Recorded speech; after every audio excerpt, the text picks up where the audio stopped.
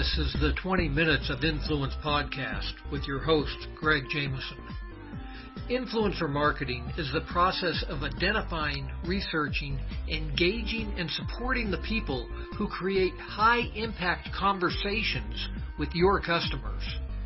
On each episode, I talk with industry leaders, business rock stars, and internet celebrities who contribute their knowledge about influencing others and growing your influence. Welcome to the 20 Minutes of Influence podcast. I'm your host, Greg Jameson, and I have a special guest with me today. Her name is Joyce Feustel, and Joyce and I have known each other for a few years. I don't know how long. We run in similar circles. We're both in the Denver area. We've both been in Toastmasters. We both work with social media and helping people with their online presence. So I'm excited that Joyce is here with us today. And I'm just going to say, welcome, Joyce. And why don't you tell our listeners a little bit more about yourself? Thanks so much, Greg. This is so fun to do this with you, having been friends for a long time. And not everybody do I know in Toastmasters will also overlap in my other professional life. So that's why this is such a treat. Well, I've had my business, Boomer Social Media Tutor, officially since 2010, but practically full-time at it since 2013. And that's the year at age 64 that I retired from a career of 17 years in sales and then moved into social media training, specifically tutoring predominantly people in the baby boomer generation, hence my business name, Boomers Social Media Tutor. I'm myself a boomer. On the older end, 71 now, and rocking it. Last 7 years of my life have been really the best 7 years of my life, helping business owners and job seekers to really show up better, their very best self on LinkedIn and also really on Facebook, especially Facebook business pages. Yeah, I think it's great that you have defined your niche as working with boomers. And certainly that's something that it feels like boomers need a lot of help when it comes to doing social media things.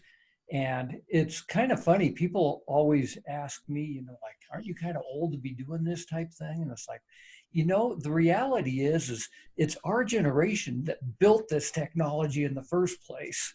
So it's, it's not the young whippersnappers that maybe have really taken it and been able to do it just kind of naturally because they grew up with it. But it's yours and my generation that built the technologies that we're all using. So it's That's appropriate true. that we're doing this.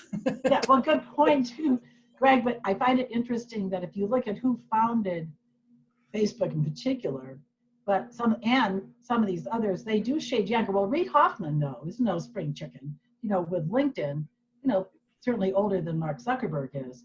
Mark Zuckerberg, I know exactly how old he is. He was born on the same day that I had a baby. May 14th, 1984. That's how I know this little random factoid, right? Yeah. And of course, he got this all started for the college kids back in the mid-2000s, and it was in 2006, I want to say, that finally people who weren't in college could be on Facebook. And where I saw the boomer age group adopting, I should say, Facebook was about 2 or 3 years later, because I got a Facebook account in 2008. And then I would see like my high school classmates gradually one by one coming on, my Toastmaster friends like you coming on. So it was interesting to see that adoption of Facebook. With LinkedIn, I think probably a lot of us had LinkedIn almost from the beginning, which is even before Facebook started. However, again, that adoption kind of lagged behind Facebook, I would say. So it wasn't until somewhere in about the early 2010s that we really saw more and more people actually even getting on LinkedIn and doing something with it, of all ages, much less the boomers. Yeah. So you've talked here about LinkedIn, and that's really what we want to concentrate on today. Right. For our listeners is giving them some information about LinkedIn. And I guess I'd like to start by asking you, what's new with LinkedIn, and why is it that people should be doing LinkedIn, I guess, instead of spending all their time on Facebook? Well, two really important questions. I'll break them apart. I'll start with what's new. One of the neatest things that's a new feature of LinkedIn is called itself Featured, Featured. Now, the Featured section shows up right above the Experience section. Experience section is really the resume part of LinkedIn, very cut and dry. Well, what Featured gives you an opportunity to do with really pretty decent sized visuals is to feature what we had been able to do, but in a slightly different spot of the LinkedIn profile, to feature a video, a still photograph, a PowerPoint or Prezi, a PDF, though often they don't look that great, but you can feature a PDF. You can feature, of course, a link to anywhere on the internet, like of course, your website, or perhaps a YouTube channel, a particular video on your YouTube channel. That's what I do. But here's where Featured took it another level. Now you can also feature a post of yours on LinkedIn, an article. And briefly, the difference between those two is in articles where you took maybe your actual blog post, that's what I do, and we configure it a bit, or you just publish directly onto LinkedIn. And it just looks a little different with a picture and then a headline, and then, usually 300, 500, maybe 600 words. So think of a blog post, a thought piece, whereas the post is more short. It often links to maybe back to a blog post or over to someplace else on the internet. The point is it's more often read and seen. But what I've done is when I have popular posts, then I will feature those. My most recent one that I'm so excited about was from when I was giving a talk because of Toastmasters at Howl at the Moon. I've got this mic in my hand. It looks like I might be doing stand-up. That'd be fun. So I'm in there, and then I'm talking about that experience and how important Toastmasters is for really the business community. So all those things can be featured. And anybody who hears this podcast and wants to know how this works, feel free to contact me through my website. I can do a free 30-minute lesson on how to add this featured section, how to make the most of it, because I really think it helps with branding. Now I'm going to move over to your other question, unless you wanted to ask me a follow-up on that, because those were... No, go ahead to the other question here first. Yeah, so why is LinkedIn important? Might be a way. Why be on LinkedIn? I don't think it's an either or proposition. I think there's a place for Facebook for the business person. The way I like to use Facebook is I like to be friends with my clients if they're cool with that, or more likely even friends with my referral partners. So I say top of mind personally, even just me, old Joyce, talking about my life and my opinions. I'm kind of careful on that though, to a degree. And then of course I have my business page, which I do post to, put information up there. I know it doesn't get a lot of eyeballs. That's usually the big problem, Facebook business pages. So at any rate, I'm there, my business has a presence there. Now, over on LinkedIn is where I can put out information of value, tips like this little piece about talking about around feature, or anything else I notice that's new, or trends or questions I've been asked a lot. I can put those up in a little post. And then often I'll then tag, or they call it mention on LinkedIn. I will bring in somebody else involved with this and talk about it briefly, or say you should talk to so-and-so, they're quite the expert. Or I can go and I can find really cool stuff, cool articles that people have themselves written or curated from somebody else, and share those. So to me, LinkedIn has a more robust opportunity for people to really more fully develop their professional credibility, their knowledge, their being thought of as a go-to person in their field. And I'm getting to be on another podcast later this month because a lady I had not seen in 7 years, I'm serious, not seen in 7 years, reached out to me on LinkedIn because she sees me on LinkedIn and asked me to come on her podcast and talk about LinkedIn. See, go figure. Isn't that interesting? Yeah, well, I find that LinkedIn actually works really well for having business types of conversations, and I've had people reach out to me because of it as well. But at the same time, I have people that ask me questions all the time about, why should I really be on LinkedIn? It seems to me like it is a huge waste of time that I put this stuff out there and I never hear anything back. And I think that what people don't understand is that you need to treat LinkedIn the same way that you're treating Facebook. You need to be posting on there all the time. You need to be answering other people's posts on a regular basis. You basically need to be communicating with people and being out there. People are on Facebook, it seems like 12 hours a day. My question to the people that say, hey, this is a big waste of time is, are you on LinkedIn as much as you're on Facebook? Really good points. I think that we always have to remember that LinkedIn, Facebook, all these are social media sites. Social, the key word is social. They are formed for all those things you were just saying, Greg. They're formed to help people be engaged with other people in all kinds of ways. And I really agree that when you see someone's post and you comment on that, who knows who will see that? And when you comment on somebody's post on LinkedIn, that helps elevate that post. One of the reasons that post about me with the microphone in my hand has had over 3,000 views and over 100 likes and other reactions is because I believe that LinkedIn is probably doing this thing they call on Facebook story bumping. So a post gets out there, it gets some traction, it gets people paying attention to it. LinkedIn will run it again, is what I am really thinking must be happening. Because that was a post from the middle of May and I still get comments on it. So the people appreciate that. It's one of the best ways to really schmooze with other people while you're providing information of value, especially when you share that post as well. I mean, commenting helps probably them a little more. Sharing also is a good way to get you directly attached to your people, potentially seeing not all your people, but some of them. We'll see, oh, Joyce knows Wayne Breitbart out of Milwaukee, the guy that wrote the book on LinkedIn. Oh, wow, how cool is that? I know Wayne. So it has almost that small town Manawha, Wisconsin, 1,000 people feel. Is Ray, I think that if you really get out there, now here's one other quick thing before we move on. A lot of people think you have to be on LinkedIn like all the time, like 12 hours a day, all that. No, I think, frankly, you can actually get a pretty good impact on LinkedIn. Even if you went 2 or maybe 3 times a week for say 10 minutes, 15 minutes. Just go out, check and see who wants to connect with you, check your messages, throw up a post, look through the posts of a few other key people. This doesn't have to be a time suck. Because I think if there's anything, especially baby boomers, resist about social media, first off, they lump them like it's all the same thing when they're so different. And secondly, they just, oh, I'm so busy, I don't have time. Well, how are you spending your time? Is there one television episode that you might not watch? Just really look at how you're spending your time and think, maybe I could just take a little bit of that time and I could just go over on LinkedIn and do something productive.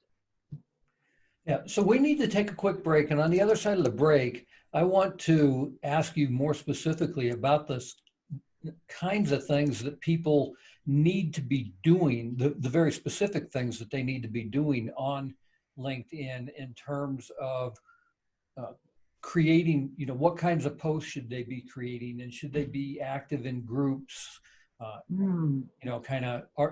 What's the difference, I guess, between a LinkedIn group and a Facebook group? And I don't know, we've got a whole bunch of other stuff. Yeah, there's a lot. We'll try to be as concise as we can. Thanks for that. So we'll be right back after this. Okay.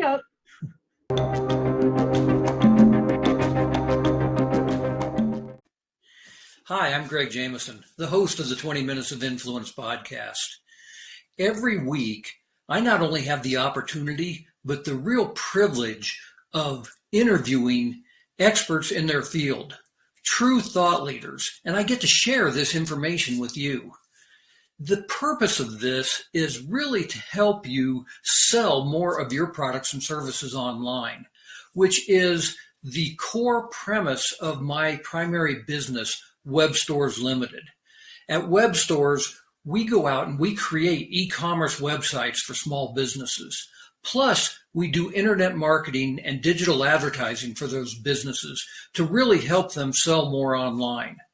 We have a whole number of resources and tools designed to help make this process easier for businesses, probably much like yours. I've been the author of several #1 best-selling books, including Amazon's Dirty Little Secrets and The Influencer Effect, plus a whole series of online courses if you want to learn how to do this stuff yourself. The best way to remain in contact with me, besides subscribing to this podcast, of course, is to simply go to gregjameson.com/free gift, where I have a special offer for you simply because you are a valued listener to this podcast. Thanks again, and now let's get back to today's episode.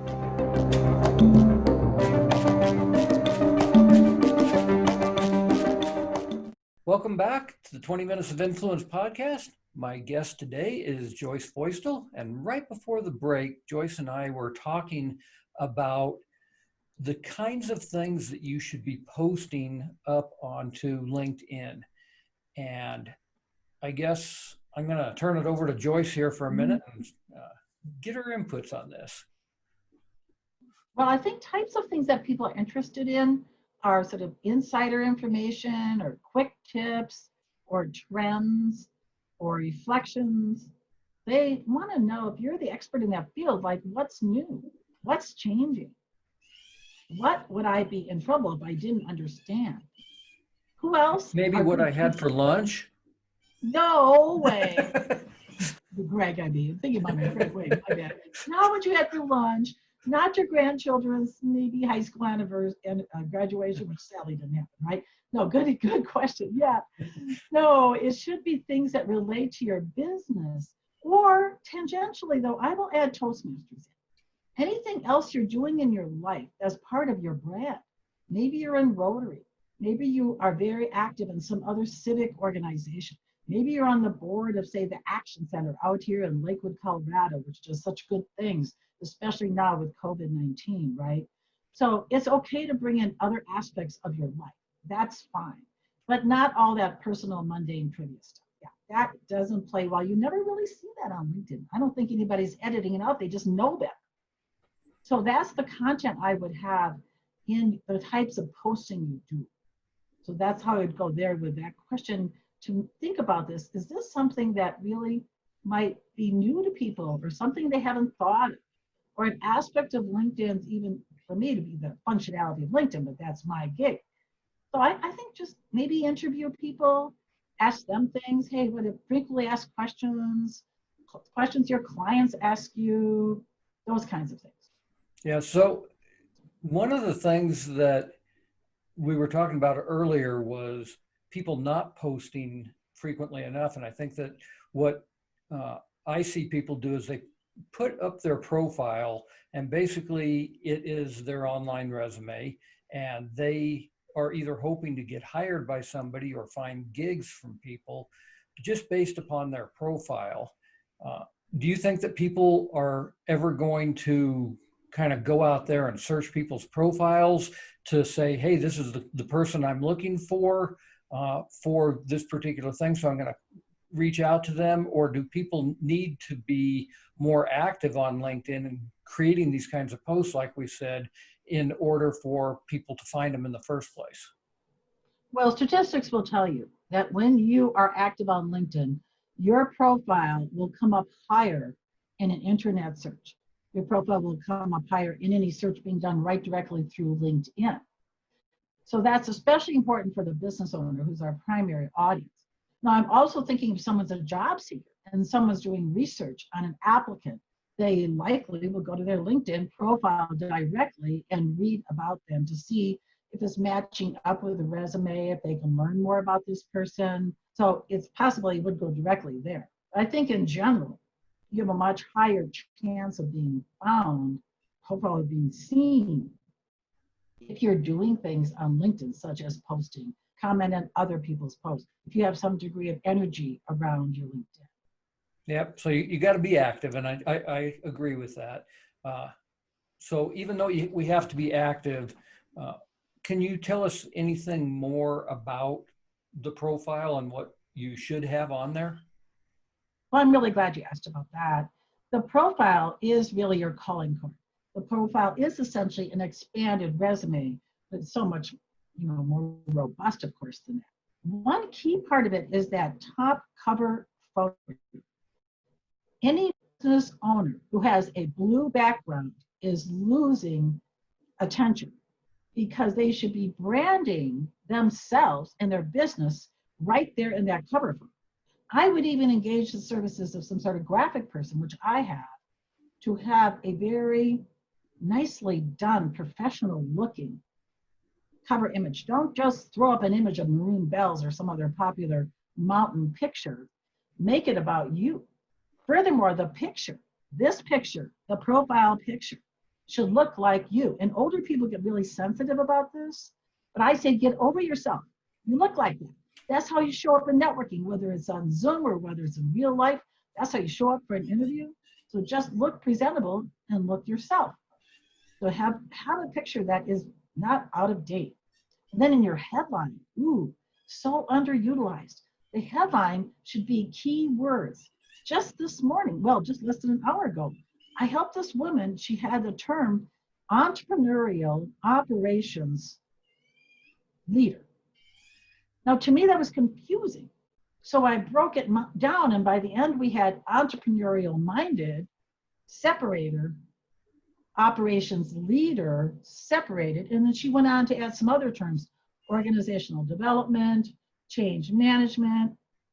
So what you can do is think SEO, search engine optimization. So you want phrases, you want keywords, you want the kinds of things that help people find you when they're searching on the internet or on LinkedIn. It's very important to have them in your profile.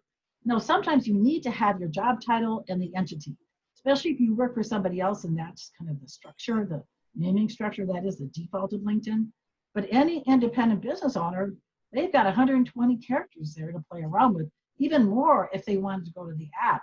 They can add more characters there. There's a little hack, a little tip. If you have more to say than you can say in 120 characters. I wouldn't get too carried away, but you can. And then the about section. Too often a business owner, you know what they do, Greg? It's like a PR right out of their website. No. This is your LinkedIn profile. It's Greg's profile. It's Joyce's profile in the context of your business. Now, I got a good piece of advice the other day. I'm going to work on it over the weekend. If you have a tip or two, throw that tip into your profile. Show some value right out of the gate in what you say about yourself. So there's an interesting angle. Another thing for the profile, you can add into the about section a testimonial about you. You don't even have to be on LinkedIn with that person. It doesn't have to be a recommendation, though I've chosen to highlight my very best recommendations on my about section and in each of my different position descriptions. And finally, I would suggest that if a person like yourself would be an example, is a multifaceted person with different offerings under the one overarching business name, consider having a company page, which is a good idea for SEO alone on LinkedIn, and then breaking it down to have each of your offerings like a different job position. Because now you have up to 2,000 characters to describe each offering. You can get a testimonial in each offering. You can add the media, the pictures, the PowerPoint, the video, internet links to each offering. So those are things that I would suggest. A lot of people don't think of any of those. The cover photo, the headline, the about section, that expansion within the experience section. I think they all make a profile just richer. Yeah, so you actually gave a bunch of points here that I think are really important. I agree, the cover photo.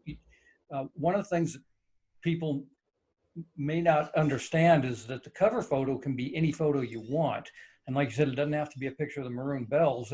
It can be your graphic. It can highlight your phone number, your website, all kinds of things, because it's an image. The other thing that you were talking about is highlighting certain things. And what happens frequently with professionals in particular is that if you go in there and you search for Joyce Feustel or you search for Greg Jameson, it's very likely that our LinkedIn pages are going to be on the first page of Google. And it happens because of the things that you have put into your profile. So great information there. I've got one other question that I really want to get to here before we run out of time, and that is about LinkedIn groups, and specifically how one should use LinkedIn groups versus Facebook groups. I know a lot of times for businesses, we have like private Facebook groups for our customers. I don't know that people ever say, hey, go to my private LinkedIn group. And talk about the differences and why we should use one or the other. Facebook groups are really where it's at, group-wise, because of the fact that Facebook business pages has got such little play. There's a lot of energy around groups. People appreciate groups. There's all kinds of groups on Facebook. So they're just doing great over there. Now on LinkedIn, I believe from what I hear, the groups are really fading in terms of people involvement with it. There's just a lack of use of the groups. I think there could be niche groups you could perhaps still see activity in. I recently popped into Toastmasters International group with 50,000 members from around the world. So if you wanted to be in front of people, not necessarily to promote yourself there, but just to learn things related to speaking, communication in general, and leadership, that's a great group to go to. There could be some professional-centric groups in certain fields that there are still some dynamic aspects to them. But I think that in general, the groups seem to not really have the activity and the energy that they've had in the past on LinkedIn. Okay. Yeah, the other thing that I think that a lot of people don't necessarily understand about groups in general, whether it be Facebook or LinkedIn, is that you don't want to just be involved. Let's say you're a realtor. You don't want to just be involved in a realtor group. You want to be involved in a group where your customers are. So if you are a realtor and you're selling houses in Lakewood, Colorado, join a Lakewood, Colorado community group, because that's where your customers are, not just.